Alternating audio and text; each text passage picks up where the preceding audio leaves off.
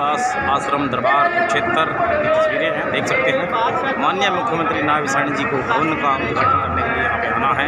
देख सकते हैं तस्वीरें, कुरुक्षेत्र गुरुदास आश्रम की तस्वीरें हैं और भवन का उद्घाटन आज मुख्यमंत्री जी ने यहाँ पे किया है। देख सकते हैं तस्वीरें, देख सकते हैं साथियों। मुख्यमंत्री साहनी जी कुरुक्षेत्र गुरुदास आश्रम में पहुँच चुके हैं। ये तस्वीरें देख सकते हैं आप कुरुक्षेत्र के गुरुदास आश्रम से। देख सकते हैं तमाम जो साथी हैं मुख्यमंत्री के स्वागत के लिए तैयार खड़े हैं। मुख्यमंत्री जी अभी यहाँ पर कुछ ही देर में पहुंचने वाले हैं। साथ में प्रधान हैं गुरुदास सभा। जो देख सकते हैं साथियों, तमाम जो साथी हैं मुख्यमंत्री स्वागत के लिए तैयार खड़ियाँ हैं। कुरुक्षेत्र नगर परिषद की चेयरमैन माफी डांडा जी, तमाम जो साथी हैं रामकिशन समस्तीपुर से, तमाम साथी मुख्यमंत्री के स्वागत के लिए यहाँ तैयार खड़े हैं। गुरुदास आश्रम कुरुक्षेत्र की तस्वीरें देख सकते हैं। मुख्यमंत्री नायब साहनी जी गुरुदास आश्रम कुरुक्षेत्र में पहुंच चुके हैं और तमाम लोग उनके स्वागत के लिए तैयार हैं। उनका स्वागत करें, लेकर के उनका स्वागत करें, मालाएं बनाकर स्वागत करें। अनुमान देख सकते हैं प्रदेश के मुख्यमंत्री श्री नायब साहनी जी कुरुक्षेत्र गुरुदास आश्रम में पहुँच चुके हैं। ये तस्वीरें देख सकते हैं आप। रैंडम ज्ञापन आदि देने के लिए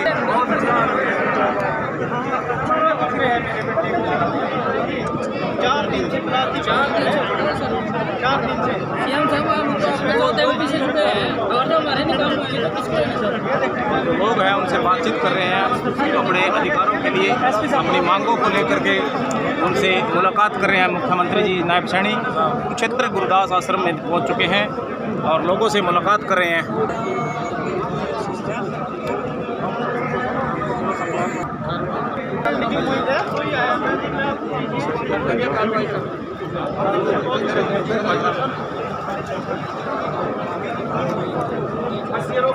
का व्यक्तित्व जिसके आज जीवन के ऊपर हम ये चर्चा कर रहे हैं। डॉक्टर साहब ने दबे कुचले आवाम की आवाज बने, देश के प्रति उनके महान सेवाओं के दृष्टिगत डॉक्टर भीमराव अंबेडकर जी को भारत रत्न की उपाधि से उनको नवाजा गया है। ये हमारे लिए बड़ी खुशी की बात है। उनका संपूर्ण जीवन हम सब के लिए आदर्श रहा है। उस महान पुरुष के लिए अपने लिए कष्ट और दुख को स्वीकार कर शेष लोगों को सुख व आनंद देने का काम किया है। उनके जीवन से हमें ये सीखने को मिलता है।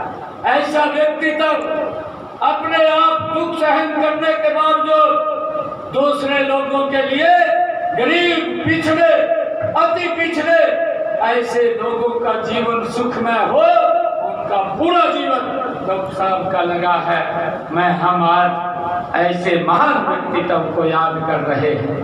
मुझे ये भी खुशी है कि डॉक्टर भीमराव अंबेडकर जी ने हमें समझाया कि हर मानव एक समान है।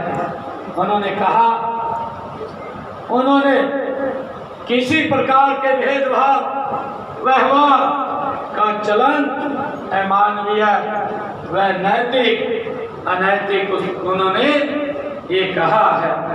और डॉक्टर भीमराव अंबेडकर जी समाज के पिछड़ेपन व असमानता को दूर करने का जो सबसे उन्होंने कारगर उपाय वो बताया है, वो शिक्षा को बताया है। डॉक्टर साहब ने कहा कि शिक्षा उस सेठ का दूध है जो जितना पिएगा उतना दहाड़ेगा। ये डॉक्टर भीमराव अंबेडकर जी ने कहा। उन्होंने ये भी कहा, शिक्षित बनो, संगठित रहो और आगे बढ़ो। ये डॉक्टर भीमराव अंबेडकर जी की वाणी थी।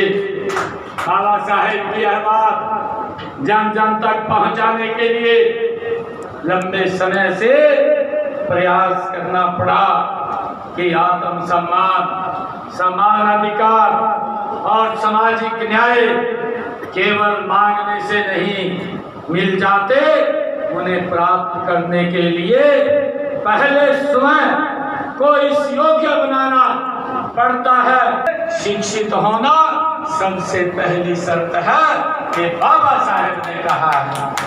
बाबा साहेब वंचित वर्गों की ही नहीं महिलाओं की स्थिति में भी सुधार के पक्ष में रहे हैं।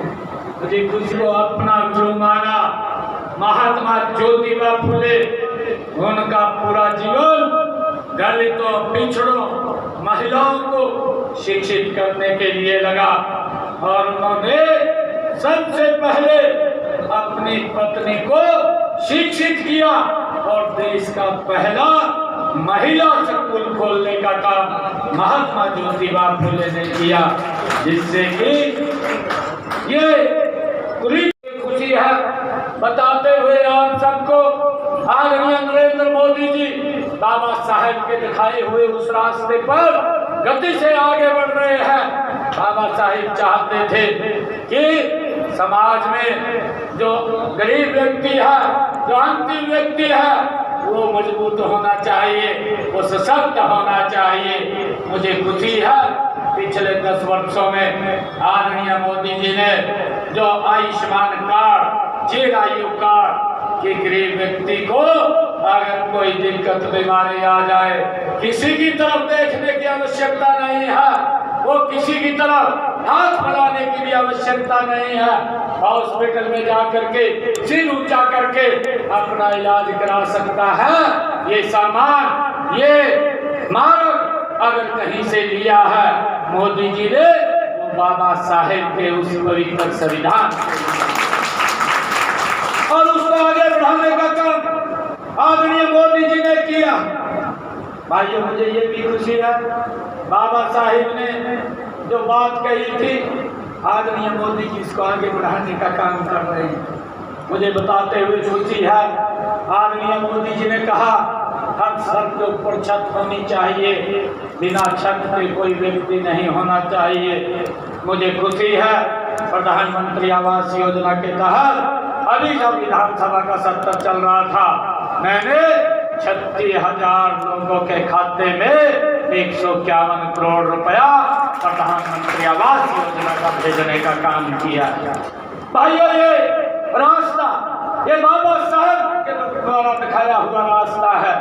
गरीब व्यक्ति को कैसे सशक्त और मजबूत किया जाए, उसके साथ भेदभाव ना हो, उसके साथ